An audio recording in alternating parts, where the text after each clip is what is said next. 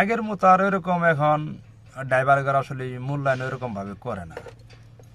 আমি যখন 2006-07 সালে ঢাকা আসি, যখন আমি হেল্পারি করছি, তখন আমি দেখছি তো বিভিন্ন জেলায় আমি উস্তাদের লোকে গেছি, উস্তাদের যেরকম মূল্যায়ন করছে মানুষ, আর আমরাও এরকম উস্তাদের মূল্যায়ন করছি। উস্তাদের বলতো ড্রাইভার সাহেব। আর এখন বর্তমানে যে পরিস্থিতি, ড্রাইভার করে মনে করেন ওইরকম ভাবে আসলে মূল্যায়ন করে না।